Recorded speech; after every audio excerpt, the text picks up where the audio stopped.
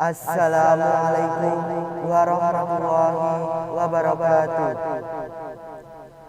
Yang terhormat Kepala SMK Negeri 1 Banyumas, Bapak Ahmad Sukmara SS. Yang kami hormati Wakil Kesiswaan SMK Negeri 1 Banyumas, Bapak Supriyono SPD. Yang kami hormati Pembina PMR SMK Negeri 1 Banyumas, Ibu Monita Sari SPD, serta teman-teman yang berbahagia.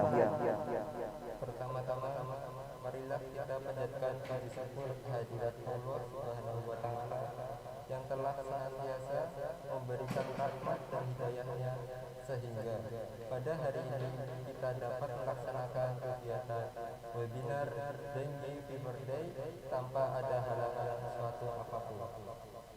Salawat serta salam semoga tercurahkan kepada Nabi Muhammad Sallallahu Alaihi Wasallam yang kita nantikan syafaatnya di yaumil akhir.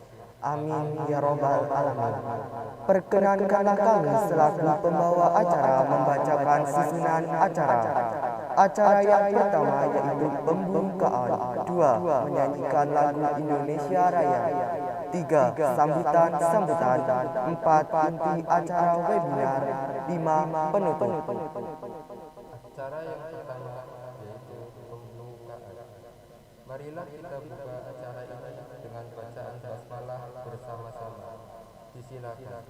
Bismillahirrahmanirrahim. Acara yang kedua yaitu menyanyikan lagu Indonesia Raya. Hadirin dimohon berdiri.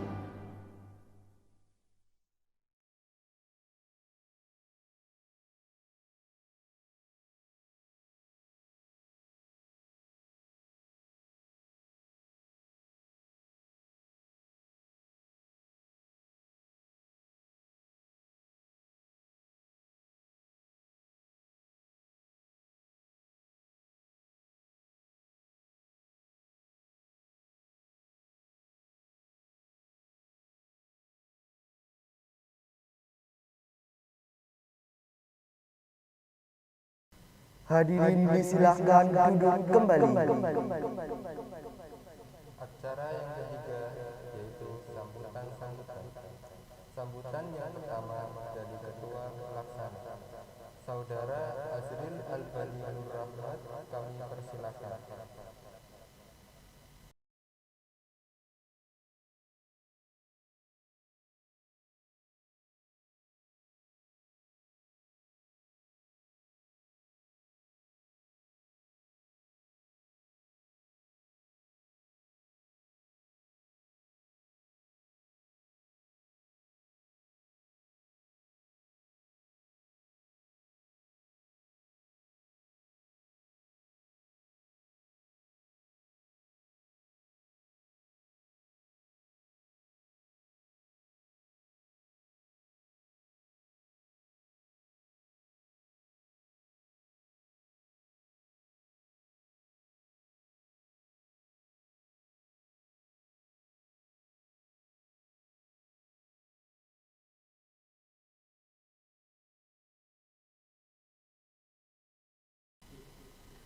Assalamualaikum warahmatullahi wabarakatuh. Alhamdulillahirabbil alamin wassalatu wassalamu ala asyrafil anbiya'i wal mursalin wa ala alihi wa sahbihi ajma'in. Amma ba'du.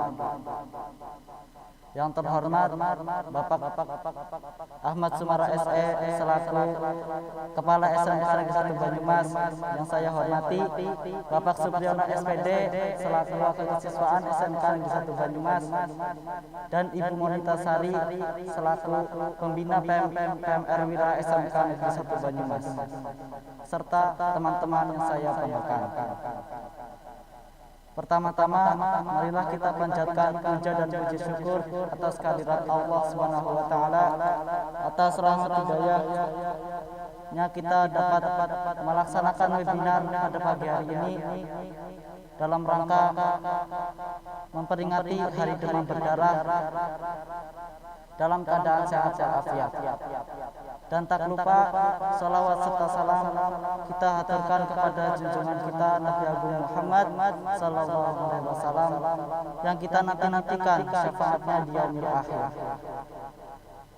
Pada kesempatan kali ini saya selaku ketua panitia mengucapkan banyak terima kasih atas partisipasi kalian semua,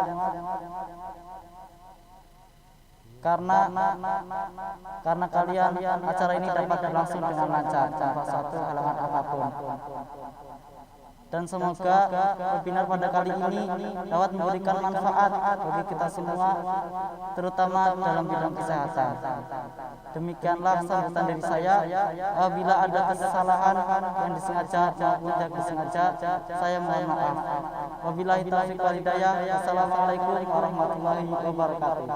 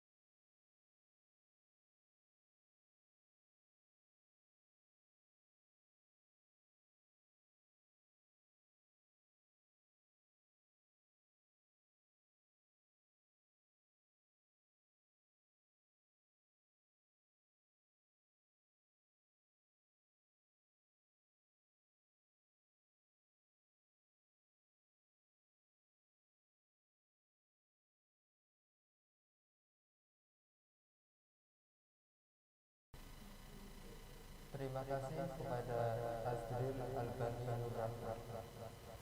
Sambutan yang kedua dari pembina PMR yang terhormat Ibu Monita Sari SPD kami persilahkan.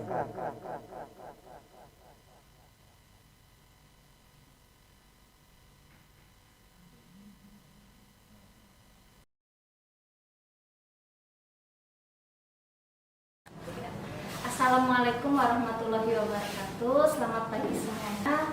Pertama-tama yang saya hormati Bapak Kepala Sekolah SMK Negeri 1 Banyumas, Bapak Ahmad Sumara SE. Kemudian yang kedua, Wakil Kepala Sekolah Bagian Kesiswaan, Bapak Supriyono SPD. Kemudian yang saya hormati pula Ibu Dr. Anda Eni Sugiyarti selaku Pembina PMR SMK Negeri 1 Banyumas. Kemudian tak lupa siswa-siswi SMK Negeri 1 Banyumas yang menyaksikan webinar pada hari ini. Webinar kali ini kita akan membahas tentang demam berdarah dengue ya, atau DBD. Pertama-tama marilah kita mengucapkan puji syukur kepada Allah Subhanahu wa taala karena telah memberikan kesempatan ya, atas rahmat dan hidayah telah memberikan kesempatan kepada kami sehingga terlaksanakan webinar pada hari ini dengan baik. Semoga nanti ilmu yang kalian dapat diterapkan juga ya, tidak hanya kalian dengar tetapi juga dapat diterapkan dengan baik.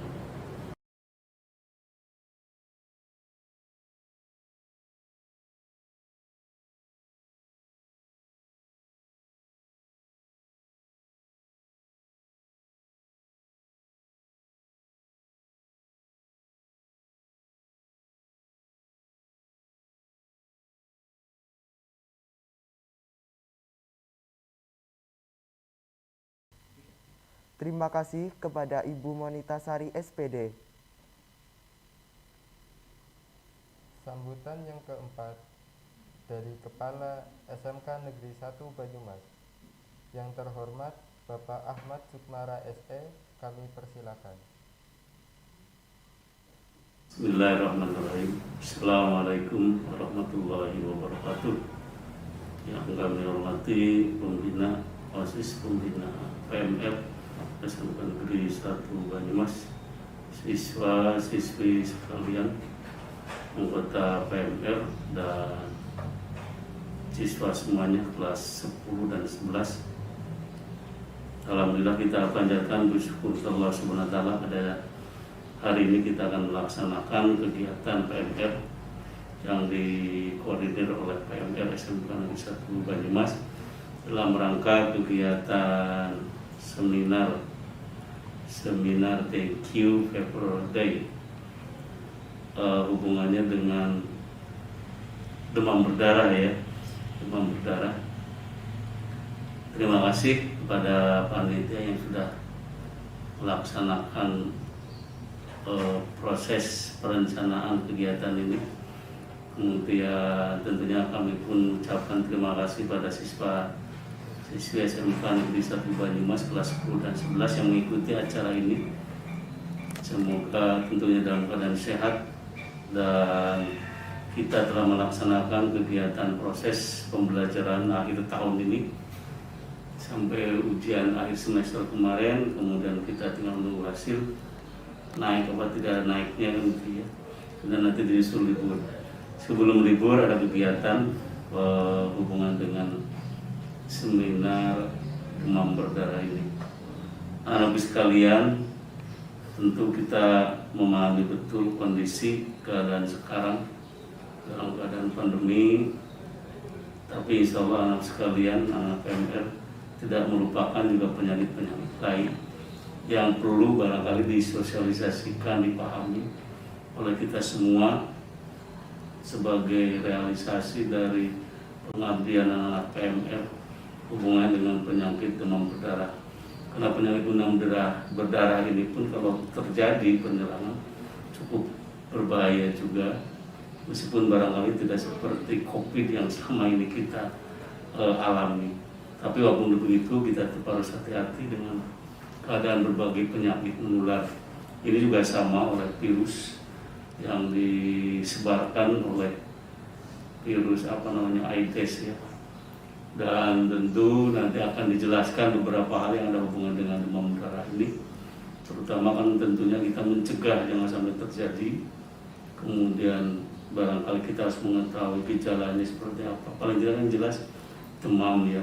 Demam itu kadang-kadang penyakit ya, setiap penyakit hampir umumnya demam gitu. Tapi nanti ada ciri-ciri lanjutnya, sehingga itu juga perlu dipahami sehingga kita bisa membedakan nanti mana yang corona barangkali kan itu, mana yang demam atau mana yang penyakit lainnya. Ini menjadi penting untuk pelajaran kita karena pada akhirnya hidup ini kan harus bisa mempertahankan diri. Siswa sekalian di rumah dimanapun dan kondisi seperti ini ya sama-sama menjaga diri karena menjaga orang lain dan menjaga lingkungan, sehingga pengetahuan yang ada hubungan dengan berbagai penyakit baik itu tadi mungkin corona atau yang sekarang akan kita bahas dengan penyakit demam berdarah menjadi penting ya. Karena keselamatan manusia pada akhirnya yang pertama. Di Undang-Undang Dasar 45 kan memang tujuan negara itu salah satunya itu untuk bisa untuk mencerdaskan kehidupan bangsa. Kalau kita sebagai siswa di sekolah juga melindungi seluruh tumpah darah Indonesia, memajukan kesejahteraan umum seperti apa, ikut perdamaian dunia dan seterusnya. Itu karena memang amanat konstitusi yang harus kita lakukan.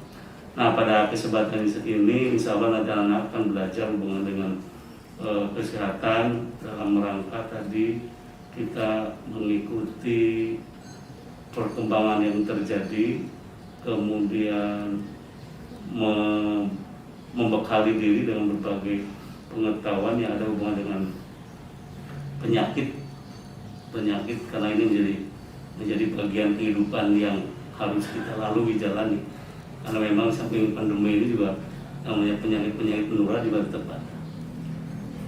Barangkali itu sambutan dari saya. Jadi selamat mengikuti anak-anak sekalian di rumahnya masing-masing, karena ini tetap virtual gitu ya, online, diikuti dengan baik. Kemudian barangkali nanti juga ada hal-hal yang perlu mungkin disampaikan atau apa kegiatan lainnya. Yang jelas bahwa ini kegiatan positif dari PMR yang kita harus dukung bersama oleh seluruh siswa, baik anggota PMR terutama, karena memang PMR salah satunya ya ada bakti atau istilahnya ada nilai-nilai kemanusiaannya yang harus dikembangkan di anggota PMR dan tentunya bagi siswa semuanya, apalagi dalam kondisi sekarang ini, saling berempati untuk tetap menjaga kesehatan diri, kesehatan keluarga, mungkin orang lain dan masyarakat seluruh. Selamat untuk melaksanakan kegiatan seminar pada hari ini hubungan dengan penyakit demam berdarah tinggi fever ya. Demikian kurang lebihnya saya mohon maaf. Assalamualaikum warahmatullahi wabarakatuh.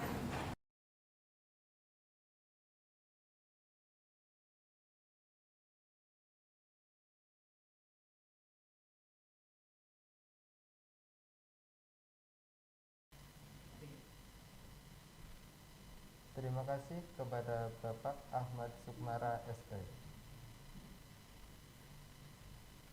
Acara yang ketiga yaitu inti acara webinar Dengue Fever Day yang akan disampaikan oleh yang terhormat Ibu Monita Sari SPT.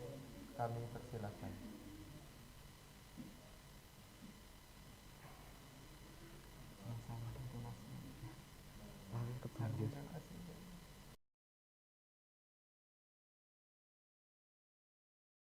Jadi DBD itu adalah penyakit infeksi virus akut yang disebabkan oleh virus dengue yang ditandai dengan adanya demam selama sekitar 2-7 hari disertai dengan manifestasi perdarahan. Jadi maksudnya itu munculnya bintik-bintik kemerahan ya. Biasanya kalau orang tanda gejala DBD itu pasti ada muncul bintik-bintik kemerahan ya. Kemudian adanya penurunan trombosit, yaitu keping darah ya menurun, dan adanya hemokonsentrasi, pengentalan darah yang terjadi akibatnya adanya kebocoran plasma darah. Mungkin di sini kalian belum paham ya terkait kebocoran plasma darah itu seperti apa ya. Nah, di sini Ibu tampilkan ya tentang kebocoran plasma darah. Jadi di sini ada gambar pembuluh darah ya. Ada gambar pembuluh darah, kemudian dalam pembuluh darah itu ada 3 aktor yang berperan penting ya dalam melakukan kinerjanya mengalirkan sel darah itu. Yang pertama adalah eritrosit ya, jadi yang bulat-bulat merah ini adalah eritrosit atau sel darah merah. Fungsinya adalah untuk mengalirkan oksigen ke seluruh tubuh. Nah, si eritrosit ini kan dia kalau digambar kita lihat dia melayang-melayang ya, seperti melayang-melayang gitu. Padahal sebenarnya dia adalah berenang ya. Berenang di dalam cairan yang dinamakan adalah plasma darah ya. Jadi yang menyelimuti pembuluh darah ini yang di tengah-tengah itu adalah terisi oleh plasma darah. Kemudian yang ketiga ada endontel ya. Nah, yang oval-oval di pinggir dinding pembuluh darah. Bagian oval dinding di pembuluh darah ini tadi sudah dinamakan adalah endontel. Nah, dia ini berfungsi adalah sebagai pengawas atau satpamnya ya. Jadi dia yang mengatur keluar masuknya zat dari dinding pembuluh darah. Nah, karena virus dengue ini menyerang si endontel ya, jadi dia tuh tidak bisa bekerja dengan baik, maka dia membiarkan plasma darah itu keluar ya. Jadi makanya dia kebocoran ya plasma darah. Nah, ketika plasma darah itu keluar, maka yang ada di dalam pembuluh darah kan hanya eritrosit ya. Jadi ketika dia mengalir, dia akan sulit atau mengalami kekentalan perdarahan ya, kekentalan darah. Jadi kalau mungkin Ibu ilustrasikan, mungkin seperti minuman boba itu ya. Kalau itu kan kalau minum boba ada minuman air sirupnya, kemudian ada boba yang bulat-bulat ya. Kalau kita masukkan ke pipa ya, dia tetap bisa akan mengalir dengan baik ya, selama ada air yang membantunya dia itu untuk mengalir ya. Tetapi ketika jadi diibaratkan bobanya itu adalah eritrosit dan airnya itu adalah plasma darah. Jadi ketika virus dengue itu menyerang, plasma darahnya atau air yang sirup bobanya itu kan keluar kan, mengalir ya. Jadinya kan di dalam itu hanya ada boba. Coba kalau kita bayangkan bobanya itu mengalir di pipa kan nggak bisa ya, jadi kekentalan plasma darahnya tadi itu karena keluar. Jadi itu yang dinamakan kebocoran plasma darah.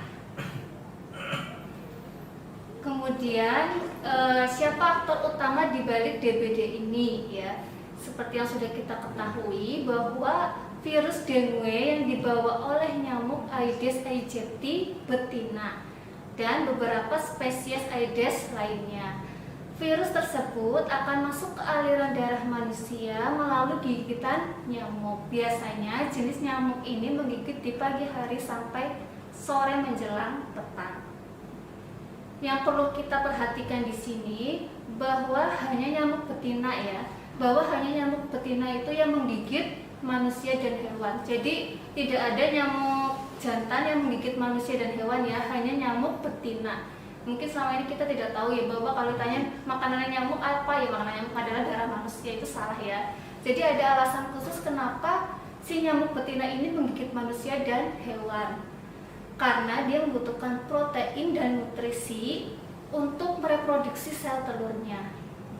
Walaupun menurut penelitian antara manusia dan hewan sebenarnya protein dan nutrisi yang dibutuhkan oleh si nyamuk ini lebih dibutuhkan ke hewan. Tetapi karena hewan itu memiliki lapisan kulit yang tebal dan diselimuti oleh bulunya juga yang tebal, maka nyamuk lebih mudah untuk menggigit manusia ya.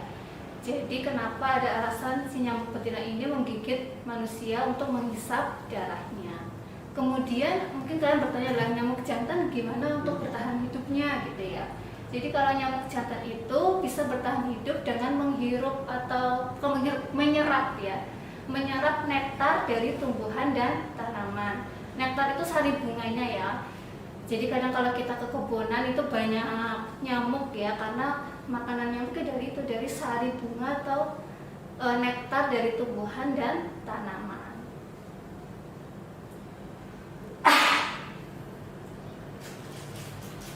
Selanjutnya adalah gaur hidup nyamuk Aedes aegypti. Di sini digambarkan dimulai dari telur ya. Jadi nyamuk betina itu meletakkan telurnya di tempat dengan suhu 200 sampai 400 derajat Celcius. Kemudian dalam waktu 1 sampai 2 hari dia berubah menjadi jentik nyamuk ya. Kemudian setelah 4 sampai 9 hari berubah menjadi kepompong. 2 sampai 3 hari berikutnya menjadi nyamuk dewasa ya. Dan dalam waktu 1 sampai 2 hari nyamuk yang baru menetas akan menggigit atau menghisap darah manusia dan siap untuk melakukan perkawinan dengan nyamuk jantan. Setelah menghisap darah, nyamuk betina biasanya beristirahat sambil menunggu proses pematangan telurnya. Dan biasanya siklus menghisap darah dan bertelur ini terjadi 3 sampai 4 hari ya, dalam waktu yang singkat ya. Dan umur nyamuk betina biasanya adalah 2 sampai 3 bulan. Nah, di sini ada Ibu tampilkan video, bisa kalian amati ya.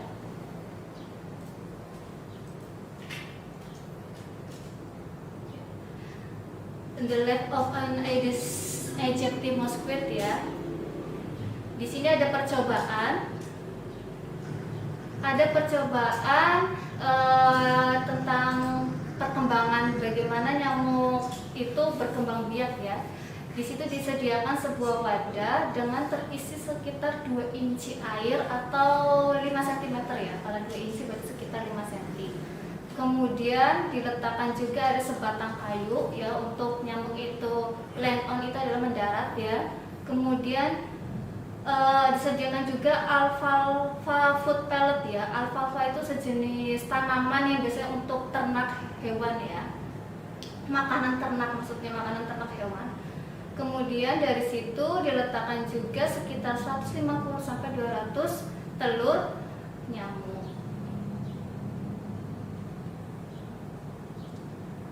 Bisa kita lihat di sini Pada hari pertama, larva nyamuk ya, atau sering disebut dengan jentik nyamuk, itu menetas ya, dan terlihat seperti beruduk kecil yang berkeliaran di dalam air.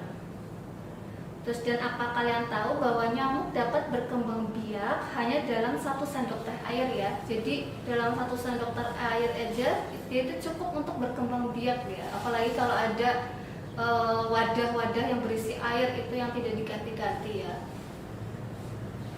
Dan kemudian larva nyamuk ini menyelam ke bawah untuk makan dan berenang, dan kembali ke atas untuk menghirup udara di permukaan air.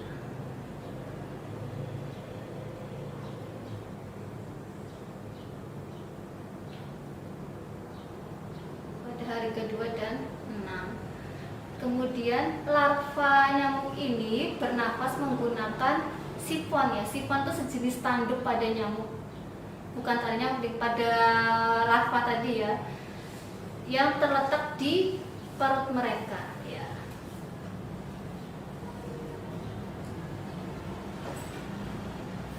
Perhatikan ya, ini di sini ke videonya, si larva ini dia naik turun adalah yang ke bawah untuk mencari makan, ke atas adalah untuk menghirup udara untuk bernafas. Kemudian pada hari ke-6 sampai ke-7 nyamuk mulai bertransisi ya, dari larva ke pupa atau kepompong. Nah, sebagai pupa, organ mereka dan tubuh mereka itu berubah struktur fungsinya ya, mengikuti arah nanti ke nyamuk, ke organ tubuh sebagai nyamuk. Situ sudah dilingkarin, terlihat bagaimana proses perubahan dari larva ke pupa. Perubahan pupa ini seperti ulat yang berubah menjadi kupu-kupu. Bisa kalian lihat di situ videonya. Kemudian pada hari ke-7 sampai hari ke-10 pupa mulai berubah menjadi nyamuk dewasa ya. Sedangkan biasanya yang lebih dulu untuk lebih cepat berubah menjadi nyamuk dewasa adalah nyamuk betina. Kemudian yang nyamuk jantan yang lebih cepat untuk berubah adalah nyamuk jantan. Kemudian disusul oleh nyamuk betina.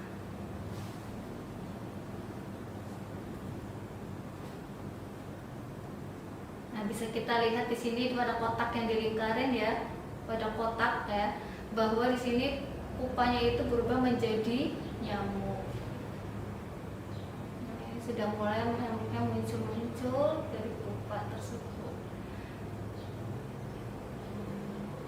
Kemudian mereka mulai meninggalkan tempat mereka berkembang biak dalam air tersebut. Nah, itu mungkin tentang daur hidup, bagaimana perkembangan hidup si nyamuk tadi ya. Lanjut, kemudian sebagaimana kita ketahui bahwa di Indonesia untuk kasus DBD itu mengalami fluktuasi setiap tahunnya, tetapi cenderung semakin meningkat angka kesakitannya dan tersebar di berbagai wilayah di seluruh provinsi Indonesia. DBD diperkirakan akan masih cenderung meningkat dan meluas persebarannya. Hal ini karena faktor penular DBD tersebar luas baik di tempat permukiman maupun di tempat umum. Selain itu, sebagaimana kita ketahui juga bahwa Indonesia kan memiliki kepadatan penduduk yang cukup banyak ya. Nah, ini juga sangat mempengaruhi bagaimana perkembangan DBD itu cepat menular juga. Kita lihat di sini informasi singkat DBD tahun 2020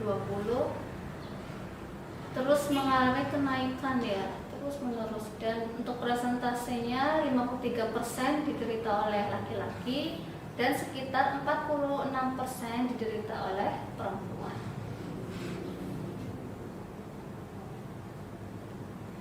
Bagaimana gejala DBD yang muncul ya? Bagaimana ada tanda-tandanya? Yang pertama adalah demam ya. Demam tinggi yang mendadak terus-menerus berlangsung selama 2-7 hari. Jadi pertama awal kita gejala DBD adalah dengan adanya demam ya, ditandai dengan adanya demam selama 2-7 hari. Akhir fase demam setelah hari ketiga, saat demam mulai menurun, hati-hati karena pada fase tersebut dapat terjadi shock ya. Shock itu tuh bisa terjadi penyumbatan nadi, kemudian ada kejang ya dan sebagainya. Kemudian gejala keduanya adalah tanda-tanda perdarahan ya. Tadi udah Ibu sampaikan, perdarahan itu munculnya bintik-bintik merah ya. Jenis pendarahan yang terbanyak yaitu pendarahan kulit seperti peteki. Peteki itu adalah kondisi kulit yang ditandai dengan munculnya bintik-bintik berwarna merah atau ungu pada kulit. Kemudian ada purpura. Purpura itu peradangan pembuluh darah kecil ya di kulit, sendi, usus, dan ginjal. Gangguan ini dapat menyebabkan munculnya gejala ruam merah atau ungu pada kulit di area tungkai bawah atau bokong. Kemudian ada perdarahan subkonjungtiva ya.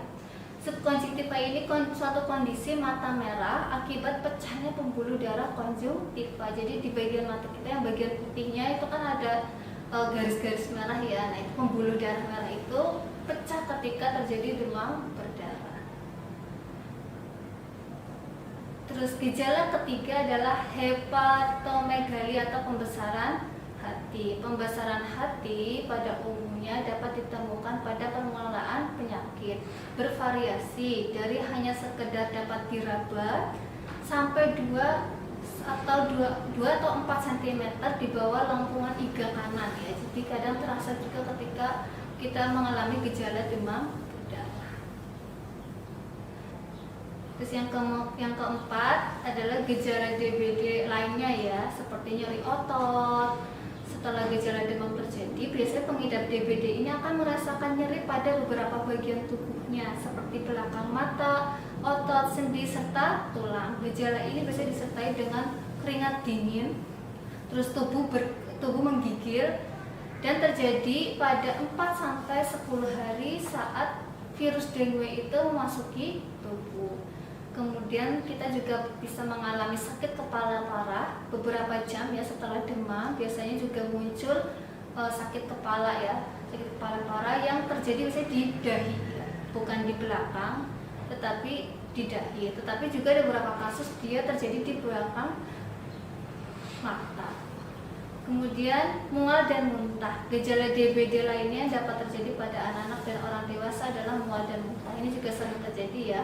Gangguan ini juga termasuk dalam masalah pencernaan sehingga dapat menimbulkan rasa tidak nyaman pada perut atau punggung. Terus yang keempat adalah kelelahan ya. Otomatis ya ketika kita demam kan nafsu makan kita juga sedikit ya menurun, dan itu mempengaruhi imun tubuh sehingga kita mengalami kelelahan. Itu mungkin gejala-gejala dari DBD ya, tadi sudah ada 4. Kemudian bagaimana mekanisme penularan DBD? Demam berdarah tidak ditularkan pada manusia melalui gigitan nyamuk betina Aedes yang terinfeksi virus dengue. Jadi penyakit DBD ini jangan salah kaprah ya, dia tidak bisa menular antar manusia ya. Jadi misalnya kamu nengok orang yang kena demam berdarah, takut ketularan mungkin air liurnya apa dan sebagainya, itu tidak ya. Karena penyakit demam berdarah ini hanya menular lewat nyamuk ya. Jadi kemungkinannya gini, mungkin dalam satu rumah gitu kan, si A ini dia menderita, sudah dimasuki virus dengue oleh nyamuk Aedes aegypti, kemudian oleh nyamuk yang berbeda menghisap darah si A, kemudian nyamuk itu kan berarti kan dia juga kena membawa virus dengue itu kan, kemudian dia berpindah ke orang B dan itu dia memberikan juga virus dengue, dan itulah yang menjadi penularan demam berdarah. Jadi lewat nyamuk Aedes aegypti betina ya, tidak lewat antar manusia. Orang yang terinfeksi virus dengue di dalam darahnya akan terdapat virus dengue. Keberadaan virus dengue dalam darah disebut viremia ya. Sini viremia biasanya berlangsung selama 4-7 hari. Kemudian dari nyamuk tersebut bisa membawa viremia tersebut ke orang yang lain. Itu yaitu bagaimana mekanisme penularan DBD. Terus bagaimana pertolongan pertama DBD ya? Untuk pertolongan pertama berarti kita lakukan di rumah ya, sebelum kita bawa ke rumah sakit. Pertama adalah berbaring selama demam ya. Kalau kita demam kita harus berbaring, kita harus istirahat full ya. Terus yang kedua adalah mengkonsumsi paracetamol 3 kali 1 tablet untuk dewasa atau 10-15 mg untuk anak-anak. Kemudian jangan berikan ibuprofen ya, karena dapat menyebabkan nyeri ulu hati akibat gastritis atau perdarahan. Kemudian yang ketiga adalah kompres hangat. Yang keempat, minum banyak 1-2 liter per hari. Semua cairan berkalori diperbolehkan kecuali cairan yang berwarna coklat dan merah seperti susu coklat, sirup merah dan sebagainya. Kemudian nomor 5, bila terjadi kejang, jaga lidah agar tidak tergigit. Longgarkan pakaian, tidak memberikan apapun lewat mulut selama kejang. Jadi harus kita perhatikan, jangan sampai ketika kejang itu mulut dibiarkan saja ya. Karena ketika kejang harus mungkin ada yang pakai sendok gitu ya, atau ada yang pakai bahan lainnya yang bisa menjaga agar lidah kita tidak tergigit. Kemudian kalau ada pertolongan pertama, sebaiknya juga kita harus mencegah terlebih dahulu. Bagaimana pencegahan DBD? Yang pertama adalah jagalah kebersihan sekitar Anda dan ingat 3M plus ya. 3M itu apa? Yang pertama adalah menguras ya. Jadi bersihkan tempat yang sering dijadikan tempat penampungan air seperti bak mandi, kemudian ember-ember yang berisi air itu harus dikuras sesering mungkin, karena tadi kita sudah melihat kan bahwa jentik nyamuk itu prosesnya itu hanya beberapa hari, sangat cepat. Jadi kita juga harus sering melakukan pengurasan di tempat-tempat penampungan air. Kemudian M yang kedua adalah menutup. Tutup rapat-rapat tempat penampungan air seperti drum, kendi, toren air dan sebagainya, karena jangan membiarkan nyamuk itu berkesempatan masuk ke dalam tempat penampungan air.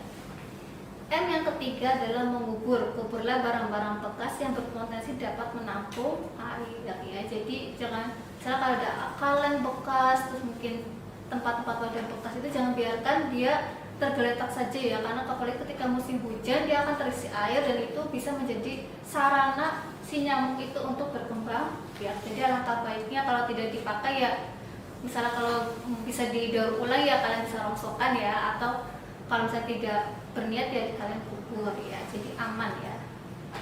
Plus dan penanggungan plusnya adalah gunakan obat atau lotion nyamuk ya. Mungkin kalau obat nyamuk beberapa tidak nyaman ya, karena selain asapnya, kalau obat yang asap itu juga berbahaya kan bagi kesehatan. Terus juga kalau lotion ada beberapa tipe yang kulit yang sensitif ya, disesuaikan dengan kondisi masing-masing. Kemudian gunakan kelambu saat tidur ya. Jadi kalau kita tidur sebaiknya kasur kita disediakan kelambu, karena untuk tidak membiarkan nyamuk itu masuk dan menghisap darah kita. Yang ketiga, hindari kebiasaan menggantung baju di dalam rumah ya. Ini mungkin sering banget ya. Biasanya kalau kita pulang kita langsung gantungin bajunya di dalam kamar, dan itu biarkan tergantung ya, karena itu sebagai tempat sarana nyamuk Aedes itu tinggal ya. Nyamuk itu tinggal di situ. Nyamuk kan senang banget tempat-tempat seperti itu yang teduh gitu kan. Apalagi kalau misalnya baju pulang berkeringat, aduh ya, jangan sampai ya. Lebih baik langsung kalian cuci ya, lebih bagus lagi ya. Kalau kalian nggak cuci ya taruh di tempat ember yang sudah tersedia. Jangan biarkan menggantung di dalam kamar. Terus kemudian menanam tanaman pengusir nyamuk ya. Ada berbagai jenis tanaman ya, banyak ya, yang dapat mengusir nyamuk sehingga dapat terhindar dari DBD ya. Mungkin itu pencegahan dari DBD. Terus yang paling penting adalah membangun daya tahan tubuh ya.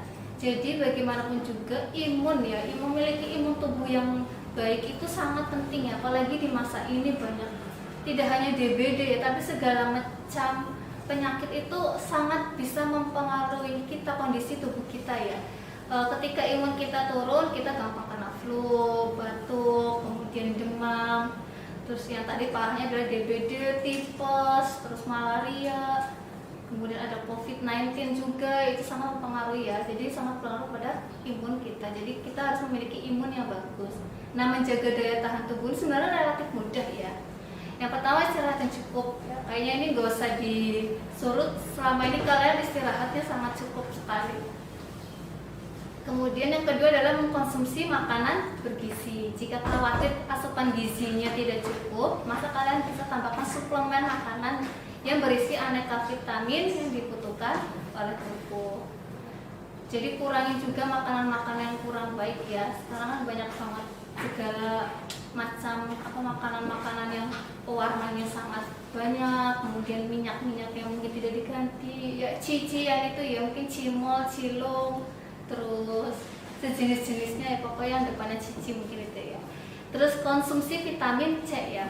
Kalau vitamin C ini sebenarnya kalau kita mikir jeruk gitu ya, padahal sebenarnya jeruk itu kandungan vitamin C-nya tidak terlalu banyak ya.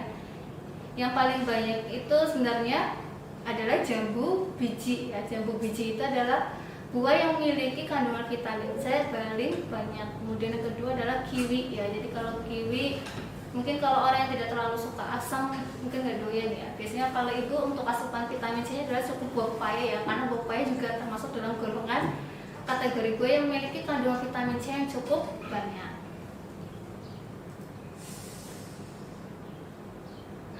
Mungkin itu sudah ibu tersampaikan semua ya tadi tentang demam berdarah dengue. Ini di sini kita lihat ringkasannya pada video yang tadi ibu tayangkan ya. Jadi dengue demam berdarah ini sangat berbahaya ya, seperti flu ya, penyakit flu ya, yang disebabkan oleh nyamuk Aedes aegypti. Nah, nyamuk Aedes ini hanya membutuhkan tempat genangan air yang kecil ya untuk mereka berkembang biak. Kemudian dengue simptomnya atau gejalanya adalah sakit kepala tadi udah. Kemudian nyeri di belakang mata, kemudian nausea and vomiting atau mual dan muntah. Terus ada demam yang tinggi 2-7 hari, kemudian nyeri di beberapa otot ya. Kemudian adanya iritasi di kulit tadi karena tadi adalah munculnya bintik-bintik merah. Maka yang langkah yang akan dilakukan pertama adalah ketika kita melakukan pertemuan pertama, kalau misalnya dalam kondisi mereka pasiennya itu sudah sangat gejalanya darurat banget, berarti kita harus konsultasikan dibawa ke puskesmas ya, dikonsultasikan ke dokter. Di sini untuk pencegahannya jangan lupa tadi 3M+ ya. Tadi M-nya adalah menguras, menutup dan mengubur. Ya. Mungkin itu sudah dari Ibu disampaikan semuanya ya tentang demam berdarah dengue. Kemudian di sini mungkin Ibu akan memberikan 2 pertanyaan ya. Jadi mungkin kalian yang bisa menjawab silahkan jawab di kolom komentar. Nanti Ibu bisa minta tolong panitia ya untuk menjawab 2 anak yang menjawab dengan baik ya. Nanti bisa Ibu kasih hadiah lah ya. Yang pertama jadi tentang fakta atau mitos ya. Yang pertama, jambu biji, apakah jambu biji dapat meningkatkan kadar trombosit ya? Kalian bisa jawab itu adalah fakta atau mitos disertai dengan alasannya ya. Jadi kalian bisa langsung jawab di kolom komentar. Terus nanti yang baik ya, terserah ya kalian bisa searching atau bagaimana, yang penting kalian bisa tahu ya tempat ilmunya. Yang pertama dan yang kedua adalah nyamuk Aedes aegypti pembawa virus DBD sangat menyukai lingkungan yang kotor. Nah, itu fakta atau mitos. Jadi ada 2 ya. Tadi yang pertama, jambu biji dapat meningkatkan kadar trombosit. Nah, itu fakta atau mitos. Yang kedua, nyamuk Aedes aegypti pembawa virus DBD sangat menyukai lingkungan yang kotor ya. Silakan ya kalian mencari jawabannya, kemudian jawab di kolom komentar. Nanti jawaban yang terbaik 2 orang saja ya, karena pertanyaannya hanya 2. Nanti akan dikasih door prize ya. Mungkin dari itu aja, cukup sekian. Mohon maaf bila selama menyampaikan materi ini kurang baik. Semoga ilmu yang sedikit ini dapat bermanfaat. Sampai ketemu di lain waktu. Wassalamualaikum warahmatullahi wabarakatuh.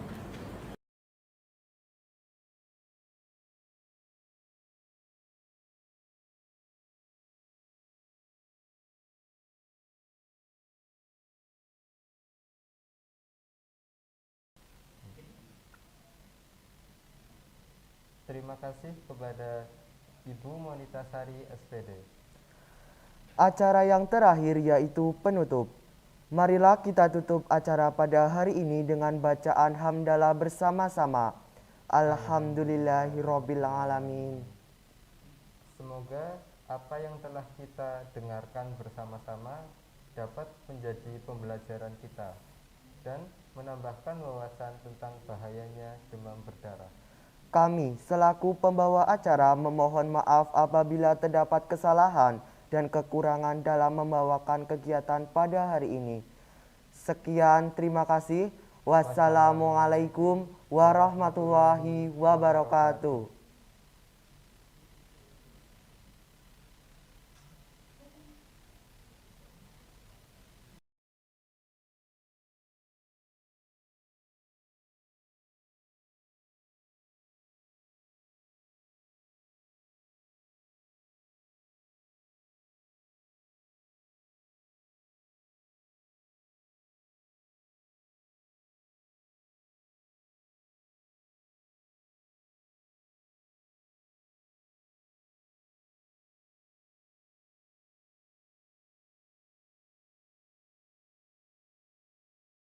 Silakan,